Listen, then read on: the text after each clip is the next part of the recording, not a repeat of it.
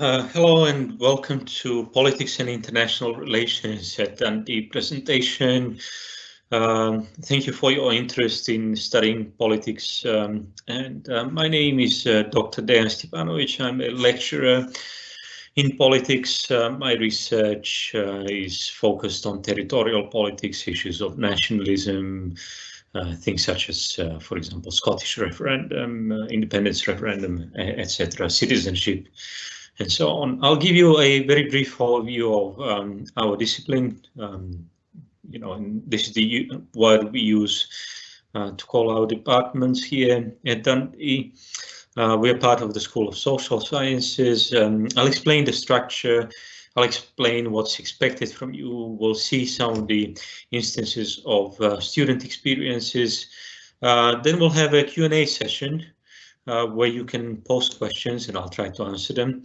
Then I'll try to share a video that was pre-recorded with one of our recent graduates, where he explains in a great detail his 4 years of studying with us. There may be some technical difficulties in case this happens. I will post the link and you can then watch it separately.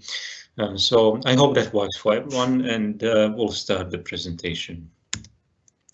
So just briefly about studying in Dundee. The University of Dundee is one of the top 20 universities in the UK, and that's based on the Guardian University Guide. Obviously, there are different rankings, but what does tend to happen is that the university and our discipline as part of the university rank quite highly.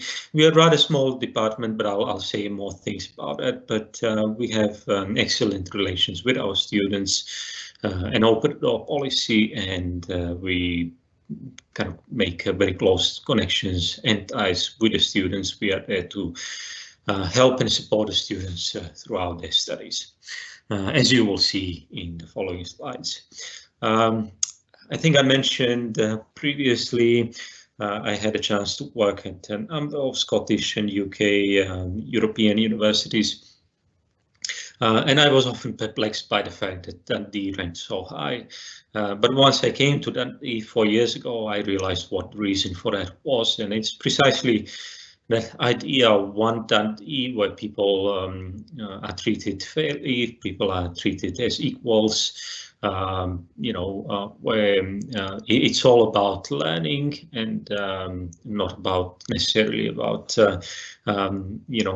metrics, but these oftentimes do translate into some of the metrics as you have here presented on this slide. And this is the fact that our satisfaction rate is very high. We are ranked 28 in the United Kingdom in the Complete University Guide for 2022, and we are first in Scotland for graduate prospects. And this is pretty much the case for politics and international relations as well. We also offer flexible degrees, and something that we are quite well known for, and one-to-one teaching, and these are all important to our students and ourselves. Our research, we are active researchers, and our research is informed also by students, by our teaching, and we always try to bring up to date information, but also the most recent articles, the most recent books to our students. So none of our presentations, none of our lectures are dated. They're usually dealing with the most contemporary issues, which does not mean that we don't put emphasis also on learning history of cases and countries, politics, and developments in general. So here, just some of the illustrations of what I said earlier. Also, we are also quite active in terms of engagement with the government organizations, with non-governmental organizations. For example, myself, I often act as an advisor to UNICEF ambassadors, other colleagues such as Professor Kat Mills. He also runs the Scottish Human Rights Defender Fellowship, where we bring Every year for 6 months, we bring human rights defenders from countries that are experiencing difficult human rights situations, or oftentimes they come from Asia or Africa. We had people who are, prominent human rights activists. So they also enrich the experience our students have, so they can interact, they can speak to them. There are also presentations, lectures, seminars, workshops that we often organize, and we invite also speakers from outside. But this is just one of the examples of our outreach, and winning also the outstanding contribution from staff member award. And you can see also some of Professor Mill's publications. We publish books. We sometimes use some of the books in teaching. For example, my colleague Ezia Carvalho is an expert on methods. So in my comparative politics module, when we teach methods, we use a book that she, together with another author, edited and wrote. Yeah, we try to always bring some of the most interesting speakers and some of the most prominent figures in the field. As I said, our teaching staff are world-leading academics who publish their research at the highest level. And again, here we have some of the examples and some of the things I mentioned. One of the books on measuring human rights is precisely something that we may, or as a student, you will be asked to read as well. We also have 3 prominent international journals, in-house journals. And these are edited by our staff. So the Journal of Russian Politics, European Politics and Society, and Global Governance. All of these are very prominent peer-reviewed journals, and we get a large number of submissions constantly. So this all just kind of tells you a bit about the environment in which you may find yourself, despite the fact that we are a relatively small department. We have 8 members, 8 permanent members of staff, but we have a number of tutors, both in teaching, visiting lecturers, etc. But despite the fact that it's a relatively small department, we do quite a lot of outreach. We are well known for our publications and research, but because of the fact that we are that small, we also have time to get to know our students. The students get to know us, and if you join us, you'll see in a couple of years, maybe not the first year, but after the year 2, you'll get to know almost everyone, which is an advantage of being of studying at the University of Dundee. So part of the excitement and challenge of studying politics, as I mentioned earlier, is that it's always changing, both domestically and internationally. And we always try to do that. We incorporate that kind of information in our presentations, in our slides, in the lectures. And students oftentimes ask me, and all of us, if you can share slides from last year, and we said, well, we could do that, but we don't, because we keep changing them, we keep updating them, and we always discuss the most prominent issues in current world affairs politics of the UK and various other countries that we study. Politics is not only about the activities of politicians. What you will study with us is things such as who holds power and why one is more just. So both analytical and normative aspects of politics, where you analytically explore, what are the reasons why things are like the way they are, but also normative questions in the sense of how the world should look like, or when a war is just, for example, on how a democratic society should be structured. Other questions can be such as this one: how can conflicts be resolved? What are the limits to individual liberty? And what is the best way to protect human rights? In terms of the actual degrees or degree pathways, as we call them here, you can study just politics, you can study politics and European languages, you can study politics with psychology. It's a very interesting field. A combination of, what motivates, for example, people to vote and why they vote in a particular way, group behavior, for example, etc., etc. There is quite a lot of overlap here. European languages, obviously, I forgot to mention, you can choose usually French and Spanish in a combination. German was possible, and we hope that will be restarted again. And you can spend a year abroad. Either in Europe or North America, Australia, Hong Kong, various places. And students have very positive experiences with that. You can study politics with French, politics with Spanish. Your knowledge of those languages will be assessed by the languages team. Also, so as you can see, the program or the discipline is called Politics and International Relations. There are colleagues who focus much more on the international relations side of research and teaching. So you can instead take a degree pathway, which is called International Relations and Politics, International Relations and European Languages, International Business and International Relations, which is also a very popular module, History and International Relations, Economics and International Relations. And so these are the current offers. They may change next year, but this is what we're offering currently. So what will you study? In year one, you will have 2 mandatory modules. In each semester, you will have one of those.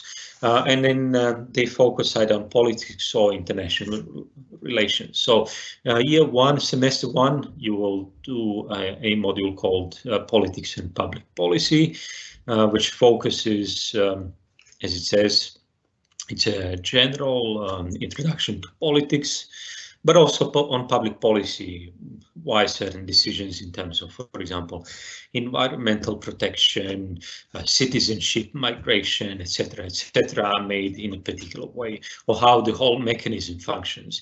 And the example there is the UK, something that most of our students are familiar with. The second one is about global challenges, and this is more international relations orientated, and it's structured around the United Nations global challenges, and it looks at theories, but also at the global challenges, poverty, migration, global warming, and so on, but the politics of it. Which is also, someone may ask you, why do you want to study those things? It's precisely the fact that we have the scientific knowledge, for example, that we know, for example, what will happen if the CO2 emissions are not limited. And we know that this will lead to global warming, and global warming will lead to deterioration of climate and will affect the livelihoods of a lot of people and the quality of their life. But we, for example, what we try to investigate and study and show you is why, for example, politicians are not making decisions which would then reduce the CO2 emissions, for example. And that's just one of the examples you could study in that module. At the same time, in your year 1 and 2, you can take 2 other subjects in each of the semesters. So we encourage students to explore and go as broad as possible. So if someone is interested in let's say one of my students who might be interested in the stuff that I'm interested in, territorial politics, I would encourage them to take subjects such as geography and history. because those two subjects can be quite informative in that sense. If you are, for example, interested in voting behavior, on the other hand, then psychology might be a better option. What will happen in your year one, you will get an advisor, an academic advisor assigned. That would be one of us, who will help you with those choices, and we will help you throughout your studies. In case you want to change your degrees, for example, you may be more interested in politics aspects, but as you progress, you may discover that it's international relations that you're much more passionate about, and then we will definitely help you pursue your interest and make sure that the change also can be managed.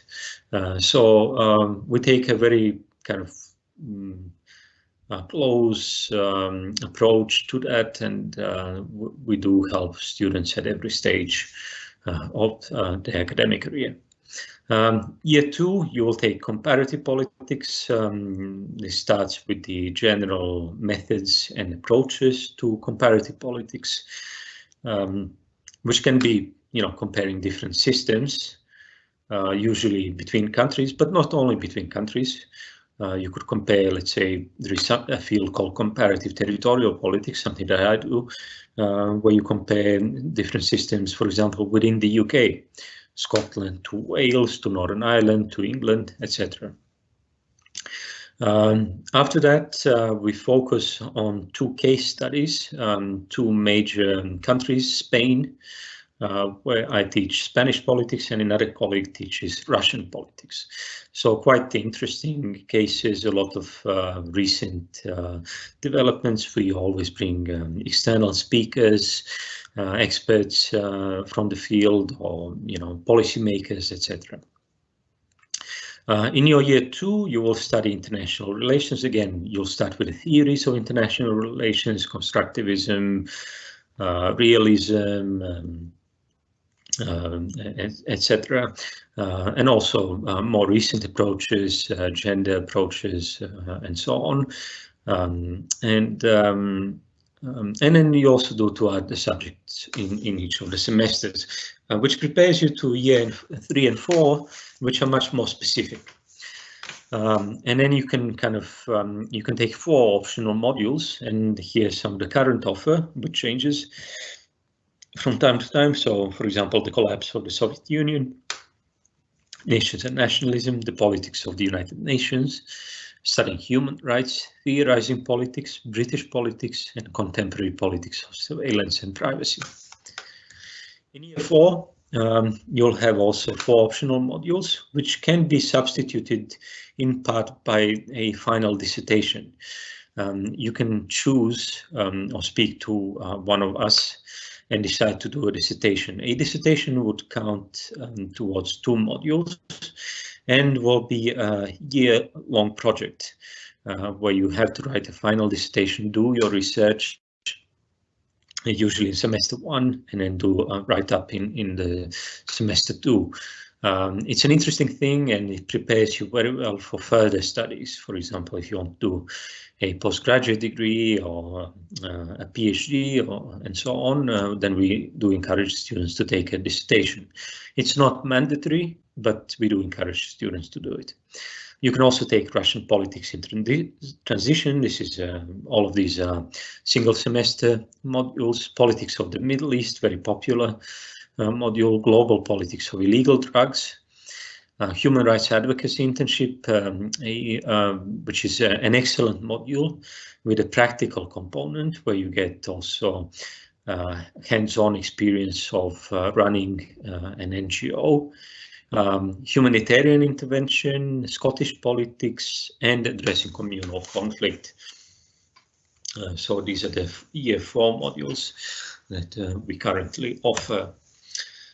We guide our students, as I said, through every stage of their degree, and even after, students get back to us and ask us for advice for further studies, employment, and we are very proud that we are able to help students get a decent job or also pursue their further studies. So a politics degree can guide you into a number of career paths. For example, and this is something that happens quite a lot, politics and government, but also NGOs. We had students working for Oxfam, Amnesty International, Greenpeace, or international organizations such as the United Nations, NATO, and the European Union. A student of mine last year got a job in Brussels working for NATO, and it was an amazing experience for him. Again, civil service, the police, the military, journalism, these are some of the usual professions our students are interested in and seek employment in those areas. So graduates from politics are highly regarded by employers. 96% were in work or further study 6 months after graduation, and we keep that kind of high percentage throughout years.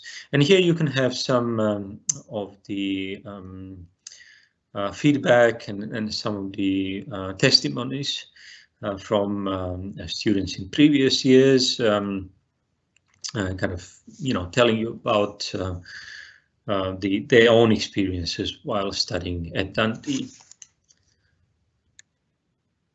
A student who I knew and who was one of my students, I had a chance to meet Tilly Sherwood. She was actually headhunted by Home Office in London. She was in two minds whether to pursue her postgraduate degree or work for Home Office, and then she decided to actually take the offer. And she came back often, to share her experiences. Unfortunately, due to COVID, and she's not here this year, but sometimes she shows up for events such as these, and we keep in touch with her. The experience she had working for Home Office is amazing, and what she learned with us, according to her own account, was invaluable. So she said, oftentimes she learned more than just academic things, and this is something we put a lot of emphasis on: transferable skills, critical thinking, analytical thinking, and so on. This is the main aim, not to remember the names of capitals of each country in the world, but and the current prime minister of all the European countries or something like that, but to gain analytical skills that can travel beyond what is usually the field of politics and international relations. And here we have also another testimony of Christopher Nielsen, a student from Denmark, who was here with us for 4 years. He was also a Wimberley Award holder.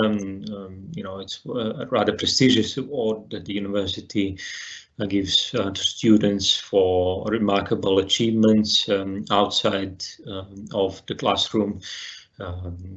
Christopher was involved in supporting human rights advocacy groups in Edinburgh, running the various workshops and so on.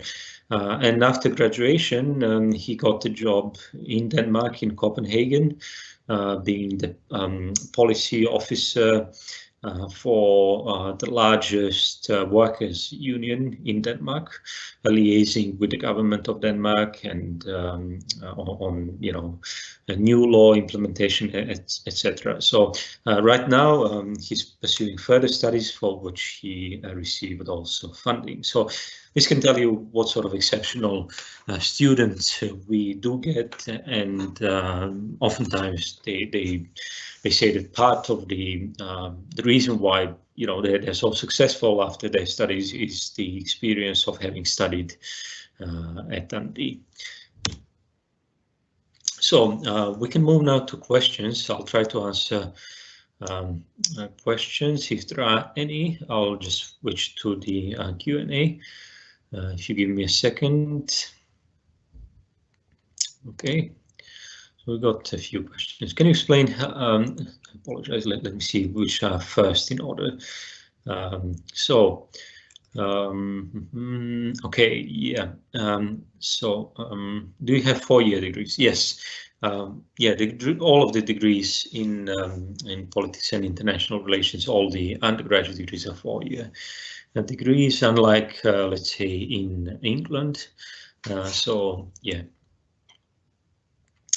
get a scholarship for political degrees. There are scholarships we don't offer as a discipline, but if you get in touch with us, we can suggest where to look for those. Can you study abroad? Yes, you can study abroad. I happen to be the exchange coordinator, so we have a number of partner institutions in Europe, North America, Australia, and Hong Kong. Yes, you can study abroad. You can either study in English or the local language. For example, you can study in French, Spanish, but there are a lot of options in Europe to study in English. And also places like Canada and the USA. Currently, most of those are funded through various schemes such as Erasmus or international exchange schemes, so you don't pay to study abroad. So you can go either for 1 semester or 2 semesters. Can you explain how the exams are conducted these days during the COVID pandemic? So currently, we don't have the exams, the final exams, because of COVID. Most of the modules will have changed them for a different type of assessment. So we will not hold the usual final exams. Having said that, we do have let's say multiple choice exams, which are run online, and there is a short period of time given to a student when you can answer the questions, for example. So, but these are not final exams. Do you start any 4-year degrees in next January? No, we start in September. We don't have any degrees in politics and international relations starting in January. We start in September every year. Thank you so much for the questions. These are excellent questions. If anyone's got any other questions, I'm happy to answer them or go back to the presentation. I can wait for a few minutes, and in the meantime, I'll try to share the video with one of our students, Josh Harper, saying a few things about his own experience being a student for 4 years at Dundee. In case there are technical issues and the video doesn't work, I'll share the link here in the Q&A section, so you can also watch it at your leisure or restart it if it doesn't work. But I'll try to share it right now if we don't have any questions. Okay. Okay. My former student, he just graduated with first class honors, so he's becoming a teacher very soon. So he started his postgrad course this month. Yeah. Okay. So how was Dundee to you? As you know, I'm a Dundonian, so my journey wasn't very far, but along the metaphorical journey we went on, there was so many things. There's so many steps, so many stages, and ultimately it started with I guess a classroom experience in my high school. I sat in a modern studies classroom. I had fantastic teachers, and I knew from about the age of 11 I wanted to teach, and related to that, I knew I had to go to university. So there was no other choice for me. I had to go. And from that age, I set about doing lots of things that would help me get there, lots of extracurricular activities, clubs, voluntary opportunities, some of them education related, some of them not. And so I never really left the classroom. And even when I did, I was always involved in education or volunteering in some way. And when I wasn't, I was off to watch my football team, Dundee United, at Tannadice. And if I wasn't doing that, I was also working. So it's been a long journey. There's lots of steps, and I definitely started in my modern studies classroom, and I guess it's quite fitting that that's where I'll be heading back very soon, back to the classrooms where it all began. But yeah, I started at Dundee, wow, September 2017. That seems like seems like quite a while ago now. And yeah, I remember it started. I've always been quite open about this. It was a difficult start. I struggled in the first few weeks to find my feet, and it was actually Martin who helped in that initial phase, helped me just to calm me down a bit and say, you know, just take time to actually process the fact you're here.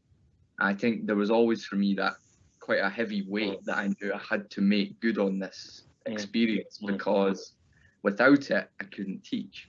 And I guess when you know for so long what you want to do and you know how to get there, and you're finally in a position where you're marching towards that goal in a more clear way, I guess it became quite difficult mentally. At the beginning it was quite difficult, and then I think it was possibly you, Abdul, or possibly you, that said something along the lines of, just try and enjoy, you know, just try and enjoy this place that you're in, and realize the gift that you've been given, you know, and the gift you've given yourself by coming here. And I guess it was as the weeks went on, and the weeks, as you know, in university, weeks quickly become years.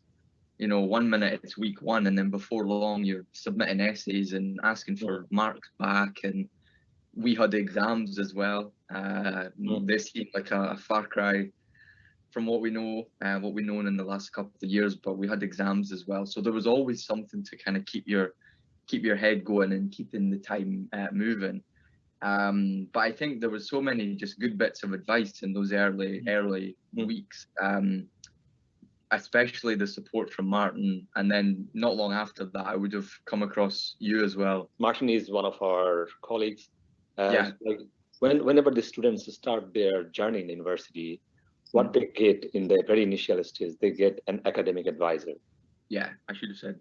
And like Martin was your academic advisor, and everyone will get an academic advisor for 4 years. You are not alone in the very beginning.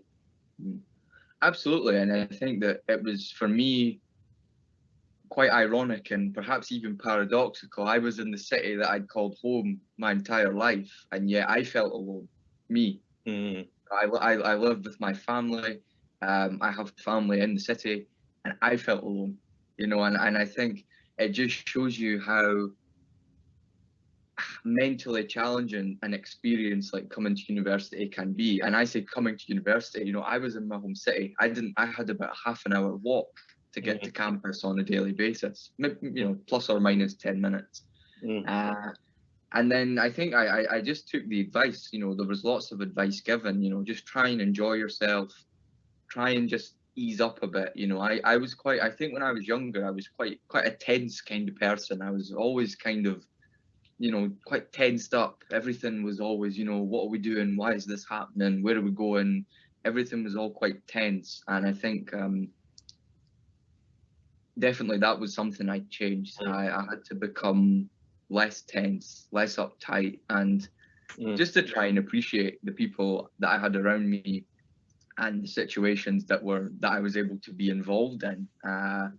And so that was a big change. I think that's probably one of the biggest changes. If you knew me perhaps just before university, and if you know me now, or if you've known me in the last couple of years, you would see that.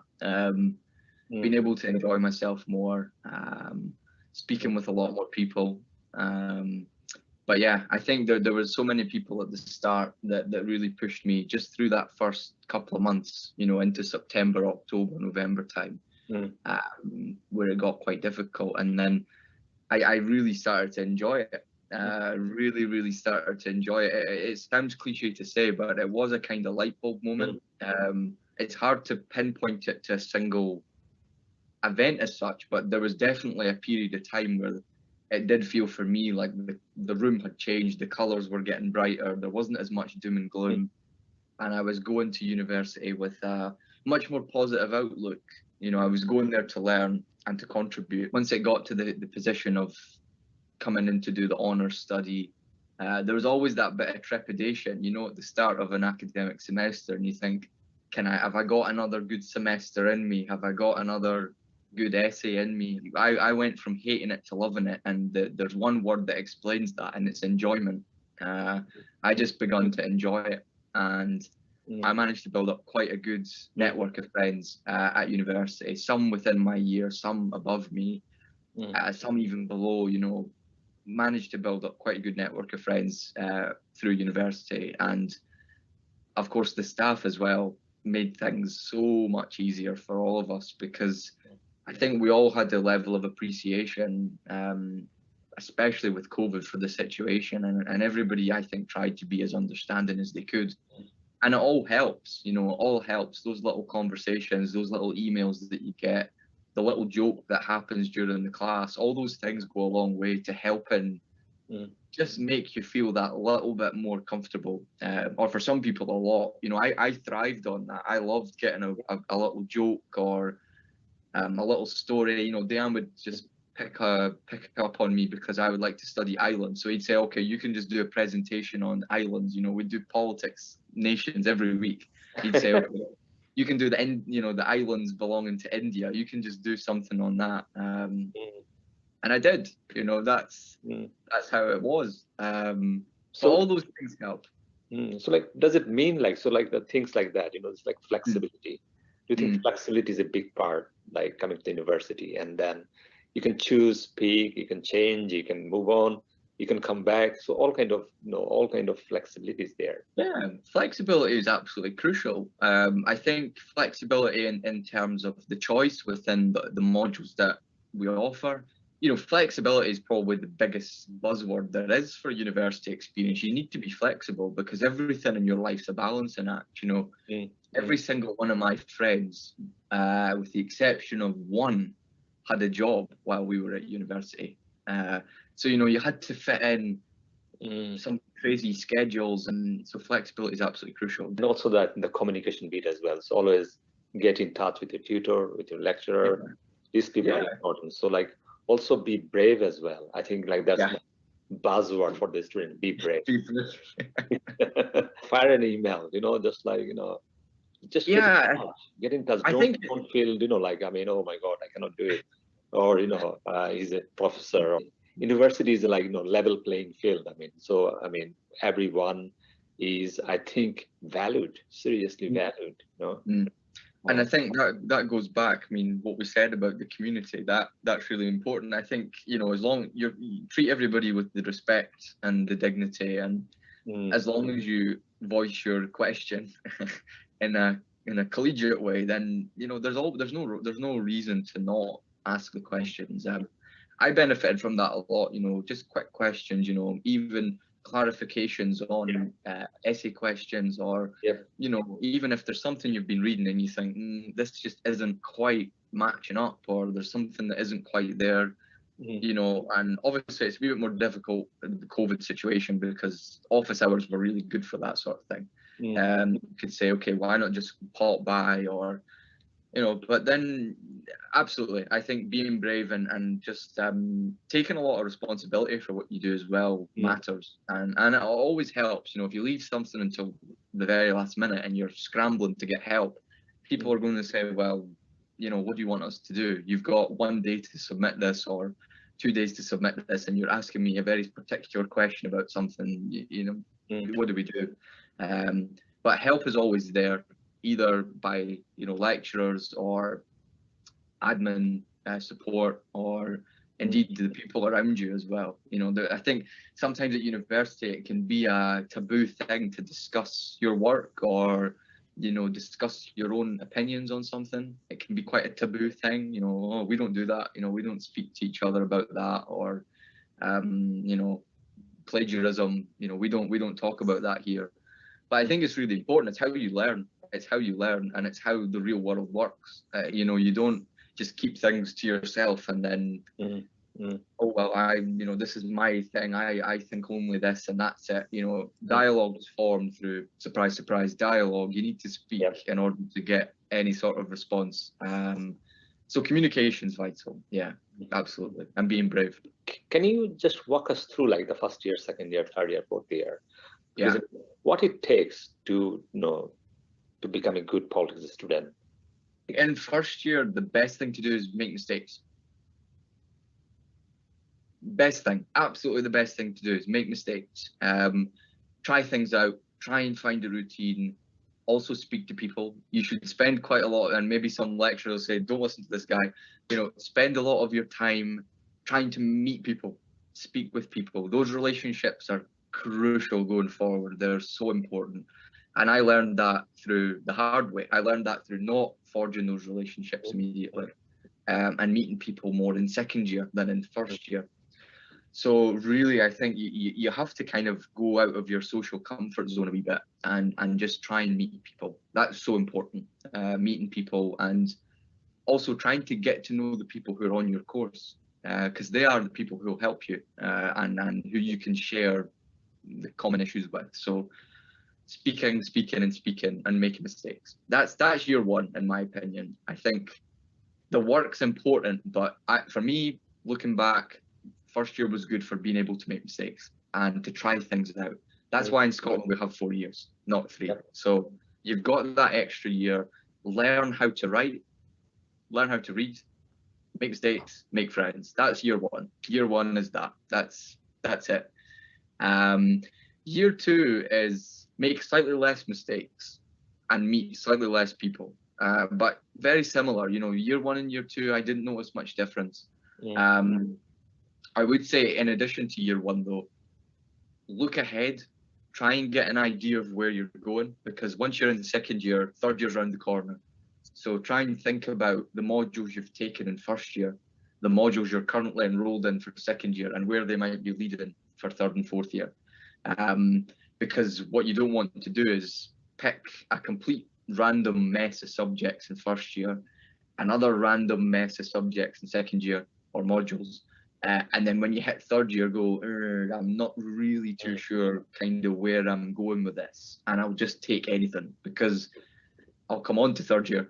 But second year, I think, is that last chance you've got to try and just find your feet and find a path that you think's right for you. So, in first and second year, I did film, history, and the politics modules. So at each point, there was 3 plans there. There was 3 routes I could have taken. And I think, that's something that the advisors of studies always encourage you to do, is to have a backup route, just in case, because you might get bored. You might just think, actually, do you know what? Maybe I want to do history instead of politics, politics instead of history, English instead of history, blah, blah, blah. So that's what's good about doing the MA Honours programme at Dundee, because you've got that flexibility to choose and to make mistakes. So first and second year, much the same. Third year is, without saying, everyone always goes to say the same thing. It is the year where it starts to bite. You do need to kind of minimize the mistakes. Keep the socialization, keep the socializing there, but just be mindful that the work does start to ramp up a little bit.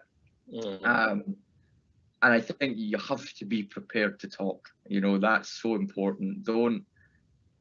I think any advice I would give to anyone coming on to study politics is be prepared to share your thoughts. Studying politics, as most lecturers will make clear, when you're in the rooms or virtual rooms, it's a safe space. You need to just, obviously some opinions can be a bit far flung, but you need to share what you think. That's the absolute prerequisite of studying politics. You need to be able to share those opinions. And if they're based on reading or based on experience, then bring them. I think they're so important. But you can see the difference in third year. It goes from kind of socializing. Now we're talking more about tutorials, seminars, being prepared, speaking. Do you think like third year, suddenly you become adult? Well, it's funny because everyone says you're the old one now. you know, everyone kind of, because of course you've got the first years way below you, then the second years, and then the third years, and there's only one level above you. So everybody does kind of say, oh, you're the old one now. So I think by third year, I agree, you do become a bit more adult. Now I think you are thinking of your future. Yes. Want to be. Yeah, a lot more, certainly from the conversations I had with people, you're beginning to hear things like internships. You're beginning to hear things like master's courses. You're beginning to hear things like, I pay X amount of thousands of pounds for this course. You know, you hear a lot more of that language. Whereas in first and second year, it's more, how cheap can I get a drink? You know, where's the best place for a night out? You know, and I don't drink or do nights out, so I'm not the best person to ask. I think that's the main difference. You're right. I think you've hit the nail on the head. It is that bit more adult, bit more responsibility is on you. And I think ultimately the lecturers, the good side to that is the lecturers treat you more individually. So they try and make more of an effort to get to know, just through the time period you've been on the course, you know, the classes get smaller as well. So there is a wee bit more kind of knowledge gaining going on. There's a bit more, oh, you know, who are you? I kind of know you. You're in rooms with people that look very familiar now. And you've seen the same faces for about 3 years. So, you know, and that makes all the sense. You know, I said the socializing kind of comes down by third year, but that's because everybody knows each other. You know the person sat in front of you, you know the person sat behind you, you know Diane, you know Abdullah, you know all the people, you know everybody. You know the support staff, you know who works in the student funding unit, you know all these people. So it's a lot more easier for you to signpost. Third year, you do feel it. It is a jump, but I don't think it's one that no one cannot do. I think if you make it to third year, there's a reason you're there. Interrupt one more thing here. So like for fourth, third year, do you think like students need to be a bit of, you know, preempting things that, you know, the subject area they really want to focus? So, you know, because the choosing subject area is important here now, because now you're thinking of your future and the things you want to, you know, like more narrow down, more focused area you want to, you know, participate, also maximize your, you know, gain from those like subject area. So for example, if you are interested in human rights, so you will choose subjects, you know, in that part. So there's a bit of research involved there, especially second year, depending on the modules and depending on the structure of your course. I think first year you can get away with, let's just go for that, let's just go for this, and let's see where I go from there. I think in second year you do need to have your thinking cap on a little bit more and actually try and think ahead and say, well, look, if I take this African history module, where am I going with that? If I take this IR module, where am I going with that? And what can I do with it? And I don't mean that in a kind of transactional sense necessarily. I don't mean it in a, you know, I believe in education for education's sake. And I think education is its own goal and it's in itself. It doesn't need to be attached to anything. But I do think, especially now, and with sometimes slightly narrower paths when you get out of sub-honours, I think you do need to be looking a bit more carefully at where you might want to go. Not necessarily where you see yourself being, but just where you might want to go. So like I started to take things that orientated around like nationalism and or nations and states. Also your kind of stuff, you know, IR, Middle East, you know, I had the avenues to get into all of these things. So I think you just need to either pick a very wide range of subjects, which is kind of what I did. I had quite a wide berth of subjects, modules, or you can try and focus quite specifically on, like you said, human rights is always quite a popular one. A lot of people think, I want to go there. I think with your situation, because you want to be a teacher, so I think you needed some kind of broader understanding about politics. Yeah, absolutely. And politics. that's why I did history as well until third year. I did history for first and second year. First is 3-3-6. 3-3. Yeah, that's right. 3-3 split or 6 split 3-3, and then 4 when you hit honours.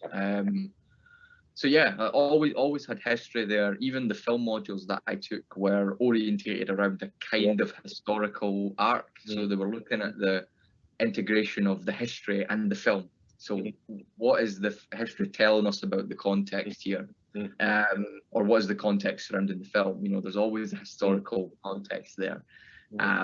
So I think, you know, there was always an understanding of how the world worked through the modules I was taking. And that was really the only focus I had in my head, was how can I get as wide a knowledge base as possible through the subject choice that I have, you know, because you don't have unlimited choice.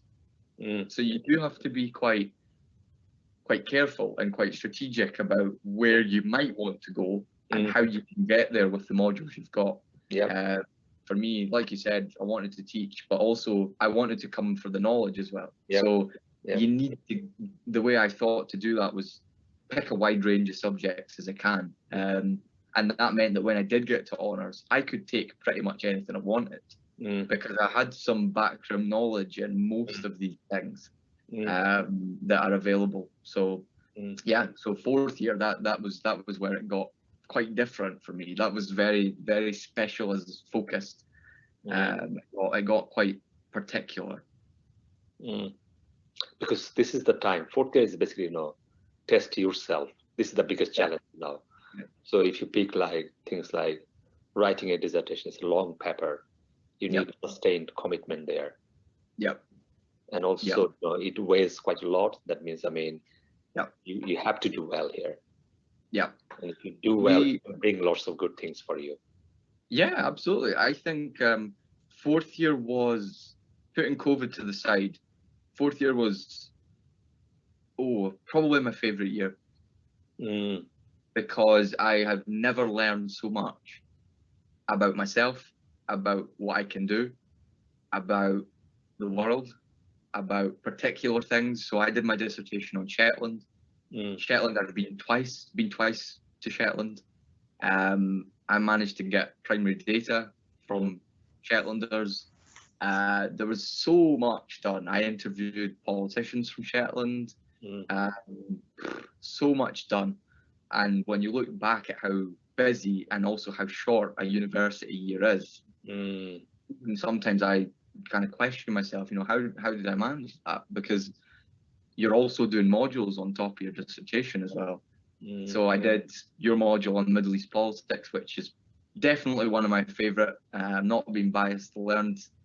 That was probably the module, top one or top two in terms of how much I've learned. Because the Middle East is an area of the world I've wanted to know about. But I struggled to find an entry point because there's so much history, there's so much so many contemporary issues. The Middle East is its own place in so many ways, and it's quite hard to just get a point to come in at to study. And certainly when you try and look at Middle East politics, you really need to know Middle Eastern history. So those things are intertwined, as they are for most countries and most regions of the world, but especially in the case of the Middle East. So yeah, fantastic module. I learned so much, and I know many people who did that module feel the same way. Really, really eye-opening and really thorough module. But fourth year was a whirlwind, very, very quick year. But also, I think, as you said, the commitment that comes through writing a dissertation, the skills you gain from that is unparalleled. You won't have an opportunity to develop these sorts of skills unless you do masters or whatever. Coming to the university, if you know how it works, it's not a school. It's not like, you know, any other institute. This is like something very special. That's why I told my students, you know, coming to the university is a gift. It's a special gift. This will make you think you want to be. I think it's so true, because even just now, I know that people can become obsessed with grades and with in particular with marking schemes. You know, so if you have we at Dundee, we have a 23-point grading system.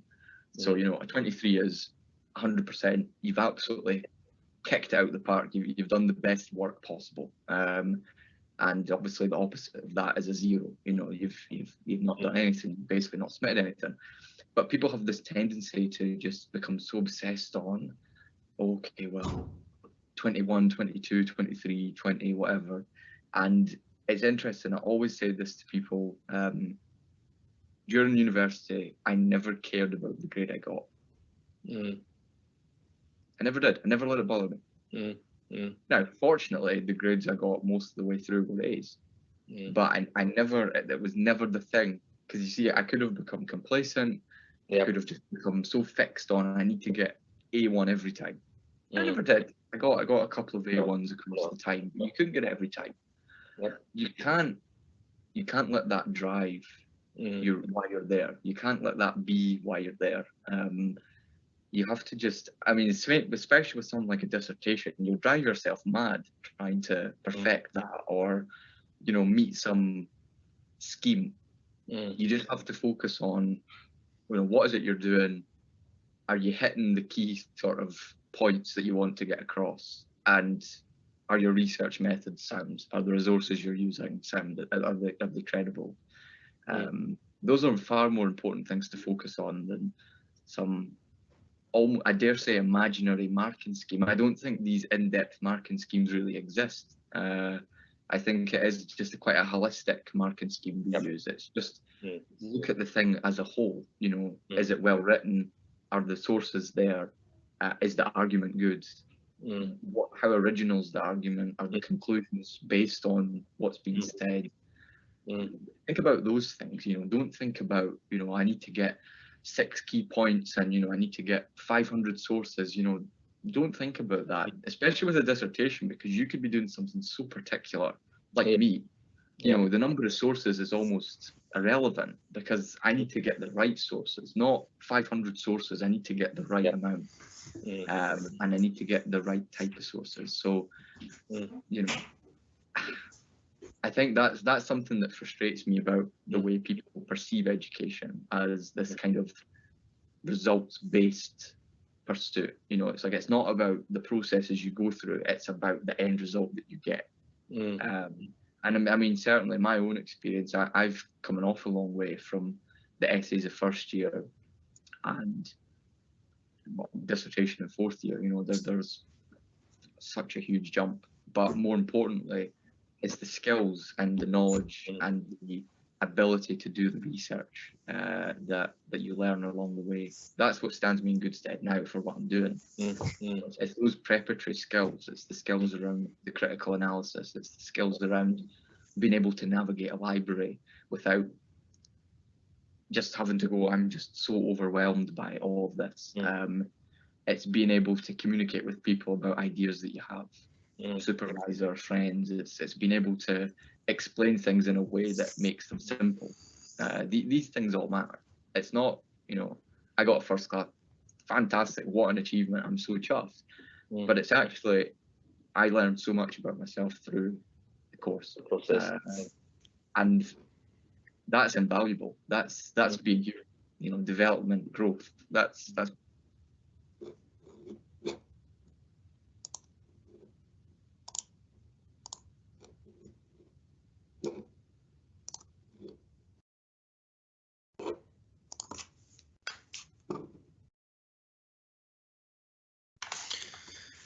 okay, so we'll stop here at 7 o'clock, and I hope you got a good sense of what it is like to study. Yes, we'd like to welcome you, and feel free to get in touch if you have any specific questions in mind. I'm sure myself or any of my colleagues will be able to answer those. Have a nice evening, and thank you for your attention.